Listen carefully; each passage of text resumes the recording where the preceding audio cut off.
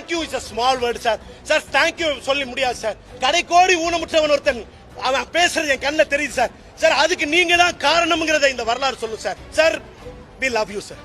மாற்றுத்திறனாளிகளுக்கு உள்ளாட்சி மன்றங்கள்ல நியமன முறையில் உரிய பிரதிநிதித்துவம் வழங்குகிற வகையில தமிழ்நாடு நகர்ப்புற உள்ளாட்சி அமைப்புகள் சட்டம் 1998, தமிழ்நாடு ஊராட்சிகள் சட்டம் 1994 ஆகியவற்றில வர சட்டமன்ற கூட்டத்தொடர்ல அதற்குரிய தக்க சட்ட திருத்தம் பிற்படுத்தப்பட்டோர், மிகவும் பிற்படுத்தப்பட்டோர், பெண்கள், விளிம்பு நிலை மக்கள், மாற்றுத்திறனாளிகள், திருநங்கையர்னு குரலற்றவர்களின் குரலா திராவிட மாடல் ஆட்சி இருக்கணும்னு தான் நாங்க செயல்பட்டு கொண்டிருக்கிறோம். அந்த வகையில இன்றைக்கு வரலாற்று சிறப்புமிக்க நாளா அமைஞ்சிருக்கு. இன்னைக்கு முக்கியத்துவம் வாய்ந்த 2 சட்ட முன்வடிவுகளை அறிமுகப்படுத்த போறோம். தமிழ்நாட்டில் இருக்கக்கூடிய அனைத்து வகை உள்ளாட்சி அமைப்புகளையும் மாற்றுத்திறனாளிகளுக்கு நியமன முறையில் உரிய பிரதிநிதித்துவம் வழங்கக்கூடிய வகையில் நடப்பு சட்டமன்ற கூட்டத்தொடரில் தக்க சட்ட முன்வடிவு அறிமுகப்படுத்தும் நிதிநிலை அறிக்கையில தெரிவிச்சிருந்தோம். இப்போ அந்த சட்ட முன்வடிவுகளை முன்வடிவதில் நான் வாழ்நாள் பெருமை அடைகிறேன். அருந்ததியின மக்களுக்கு 3 விழுக்காடு வழங்கும் சட்ட முன்வடிவுகளை இதே மாமன்றத்தில் தாக்கல் செய்யக்கூடிய பெருமையை நான் அடைஞ்சேன். 2009ஆம் ஆண்டு அன்றைய முதலமைச்சர் தலைவர் கலைஞர் அவர்கள் அந்த வாய்ப்பை எனக்கு வழங்கினார்.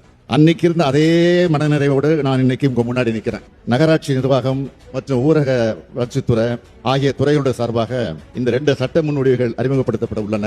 தமிழ்நாட்டில் இருக்க அனைத்து உள்ளாட்சி அமைப்புகளையும், அதாவது கிராம ஊராட்சி, ஊராட்சி ஒன்றியங்கள், பேரூராட்சி, நகராட்சி மற்றும் மாநகராட்சிகள்ல மாற்றுத்திறனாளிகள் நேரடியா தேர்தலில் போட்டியிடாம நியமன முறையில உறுப்பினராகப்படுவாங்க. இது மூலமா உள்ளாட்சி அமைப்புகள்ல மாற்றுத்திறனாளிகளோட பிரதிநிதித்துவம் உறுதி செய்யப்பட்டு அவர்கள் தங்களுக்கான வாய்ப்புகளையும் சிறப்புரிமைகளையும் சமமா பெறுவதற்கு இந்த சட்ட முன்வடிவுகள் வழிவகுக்கும். இது எல்லாருக்கும் எல்லான்னு இந்த அரசு தொடர்ந்து வலியுறுத்துகிற சமூக நீதி அடைவதற்கான மற்றும் ஒரு முன்னெடுப்பு.